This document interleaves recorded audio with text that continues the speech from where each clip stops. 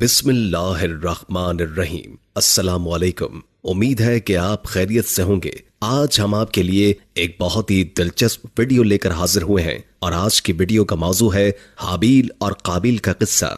یہ اس وقت کا واقعہ ہے جب روئے زمین پر انسانی زندگی ابتدائی حالت میں تھی، اور حضرت حوا کے بطن سے ایک لڑکا اور ایک لڑکی پیدا ہوتے تھے۔ ایک ساتھ پیدا ہونے والے لڑکے اور لڑکی کا نکاح دوسری مرتبہ پیدا ہونے والے لڑکے اور لڑکی کے ساتھ کر دیا جاتا تھا۔ حابیل اور قابیل یہ دونوں حضرت آدم علیہ السلام کے بیٹے ہیں۔ جب یہ جوان ہوئے تو دستور کے مطابق حضرت آدم علیہ السلام نے قابیل کا نکاح غازہ کے ساتھ، جو حابیل کے ساتھ پیدا ہوئی تھی، کرنا چاہا، تو قابیل اس بات پر راضی نہ ہوا، کیونکہ عقل ماں غازہ کے مقابلے میں زیادہ خوبصورت تھی جو قابیل کے ساتھ پیدا ہوئی تھی۔ حضرت آدم علیہ السلام نے قابیل کو سمجھایا کہ یہ اللہ کا حکم ہے، لہٰذا تم یہ بات مان لو۔ عقل ماں تمہارے ساتھ پیدا ہوئی ہے، اس لیے وہ تیری بہن ہے، اس کے ساتھ تیرا نکاح نہیں ہو سکتا۔ مگر قابیل اپنی بات پر اڑا رہا۔ بالآخر حضرت آدم علیہ السلام نے ان دونوں بھائیوں کو حکم دیا کہ تم دونوں اپنی اپنی قربانی اللہ کے حضور پیش کرو۔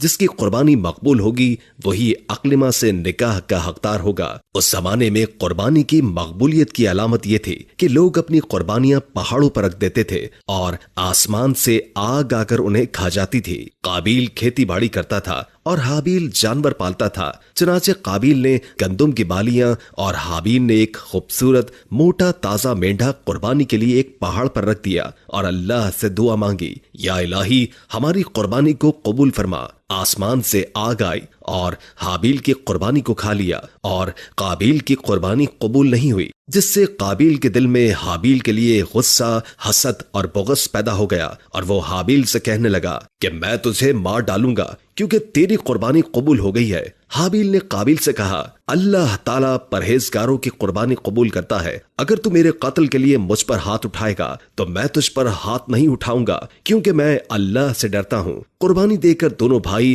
حضرت آدم علیہ السلام کے پاس آئے۔ حضرت آدم علیہ السلام نے فرمایا، اے قابیل، تیری بہن عقل ماں اب حابیل پر حلال ہو گئی اور تجھ پر حرام۔ قابیل اب مایوس ہو چکا تھا کہ عقل ماں اس کے نکاح میں نہیں آ سکتی، اس لیے وہ حابیل کو مارنے کی تدبیر کرنے لگا۔ اس دوران حضرت آدم علیہ السلام جب مکے چلے گئے تو ایک دن قابیل نے دیکھا کہ حابیل سو رہا ہے، تو سوچنے لگا کہ اسے کس طرح ماروں، کیونکہ اس زمانے تک کسی نے کسی کو نہیں مارا تھا۔ جب شیطان نے دیکھا کہ اسے قتل کرنے کا طریقہ نہیں آتا تو اس لعین نے ایک جانور پکڑا اور اس کا سر ایک پتھر پر رکھ کر دوسرا پتھر زور سے اس کے سر پر دے مارا، جس سے وہ جانور اسی وقت مر گیا۔ یہ ترکیب دیکھ کر قابیل نے اپنے بھائی حابیل کے ساتھ ایسا ہی کیا، اور زمین پر سے ایک پتھر اٹھا کر حابیل کے سر پر دے مارا اور اپنے بے گناہ بھائی حابیل کو قتل کر دیا۔ حابیل کے قتل کے بعد قابیل یہ سوچ کر بے حد پریشان ہوا کہ اب اس لاش کا کیا کرے۔ یہ روئے زمین پر کسی انسان کا پہلا قتل تھا، کیونکہ اس سے پہلے کوئی آدمی مرا ہی نہیں تھا۔ اس لیے قابیل حیران و پریشان تھا کہ بھائی کی لاش کا کیا کروں۔ چنانچہ وہ کئی روز تک بھائی کی لاش کو اپنی پیٹھ پر لاد کر پھرتا رہا۔ اللہ تعالیٰ کو اپنے اس نیک بندے کی لاش کی بے حرمتی منظور نہ تھی، چنانچہ اس جگہ پر دو کوے آئے اور وہاں آ کر آپس میں لڑے، اور ایک نے دوسرے کو مار ڈالا۔ پھر زندہ کوے نے اپنی چونچ اور پنجوں سے زمین میں گڑھا کھودا اور اس میں اس مرے ہوئے کوے کو ڈال کر مٹی سے دبا دیا۔ کوے کو دیکھ کر قابیل اپنے اوپر ملامت کرنے لگا کہ میں اس کوے سے بھی گیا گزرا ہوں کہ اتنا بھی نہیں کر سکا۔ اس لیے قابیل کو معلوم ہوا کہ حابیل کی لاش کو زمین میں گڑھا کھود کر دفن کر دینا چاہیے، چنانچہ اس نے گڑھا کھود کر اس میں اپنے بھائی حابیل کی لاش کو دفن کر دیا، اور افسوس بھی ہوا کہ میں عقل و فہم اور بھائی کی ہمدردی میں اس جانور سے بھی گیا گزرا ہوں۔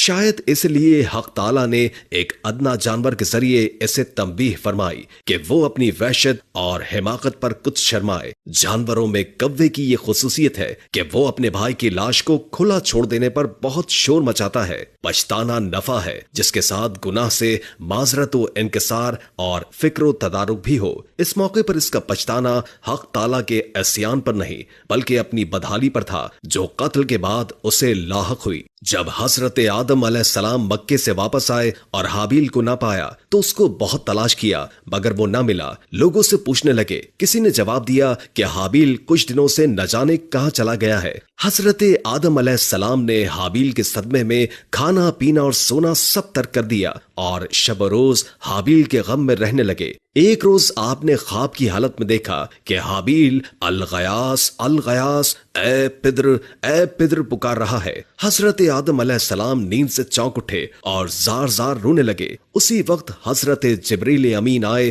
اور حضرت آدم علیہ السلام اور حضرت حوا کو حابیل کی قبر پر لے گئے۔ حضرت آدم علیہ السلام اور حضرت حوا نے قبر کھود کر حابیل کو دیکھا کہ اس کا مغز نکلا ہوا ہے اور وہ خون آلود ہو رہا ہے۔ یہ حالت دیکھ کر آپ علیہ السلام بہت روئے اور حابیل کی لاش کو ایک تابوت میں بند کر کے اپنے مکان میں لا کر دفن کر دیا۔ اس وقت آپ علیہ السلام کے 120 بیٹے تھے جن میں سے سوائے حابیل کے کوئی نہیں مرا تھا۔ روایت ہے کہ جب حابیل قتل ہوئے تو 7 دن تک زمین میں زلزلہ رہا۔ قابیل جو بہت خوبصورت تھا، بھائی کا خون بہاتے ہی اس کا چہرہ بالکل سیاہ اور بدصورت ہو گیا۔ آدم علیہ السلام نے قابیل کو اپنے دربار سے نکال دیا اور وہ یمن کی سرزمین عدن میں چلا گیا۔ وہاں ابلیس اس کے پاس آ کر کہنے لگا کہ حابیل کی قربانی کو آگ نے اس لیے کھا لیا ہے کہ وہ آگ کی پوجا کرتا تھا، لہٰذا تو بھی آگ کی پرستش کیا کر۔ چنانچہ قابیل پہلا شخص ہے جس نے آگ کی پرستش کی، اور زمین پر یہ پہلا شخص ہے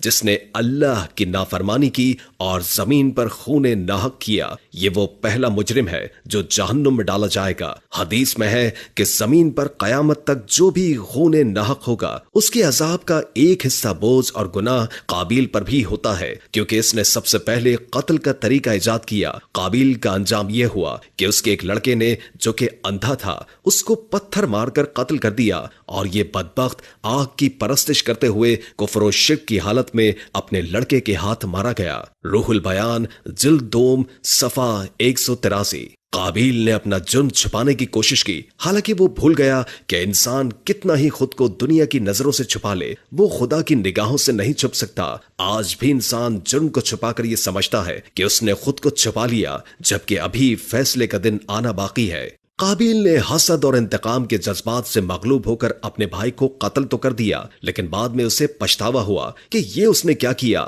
اکثر جرائم جذبات کے تحت ہی ہوتے ہیں، لیکن اگر انسان کچھ عرصے کے لیے اقدام مؤخر کر دے تو گناہ سے بچا جا سکتا ہے۔ نیز اس سے یہ بھی علم ہوتا ہے کہ نیکی اور بدی کی بنیادی تعلیم ہماری فطرت میں ودیت کر دی گئی ہے۔ اگر ہم ضمیر کی آواز کو نہ دبائیں تو بہت سارے گناہوں سے بچ سکتے ہیں۔ کسی بے گناہ کو قتل کرنا خون ناحق بہت بڑا جرم ہے۔ قابیل نے غصے، حسد اور بغض میں گرفتار ہو کر اپنے بھائی حابیل کو قتل کر دیا۔ اس سے معلوم ہوا کہ غصہ، حسد اور بغض انسان کے لیے کتنی بری اور خطرناک قلبی بیماری ہے۔ اللہ تعالیٰ نے قرآن میں ارشاد فرمایا، جو شخص کسی کو بلا وجہ مار ڈالے جبکہ اس نے نہ کسی کو قتل کیا تھا اور نہ زمین پر فساد پھیلایا تھا تو گویا اس نے تمام لوگوں کو قتل کر دیا، اور جو شخص کسی بے قصور شخص کے قتل سے باز رہے گویا اس نے تمام لوگوں کو زندگی دی۔ پارہ 6 سورہ مائدہ۔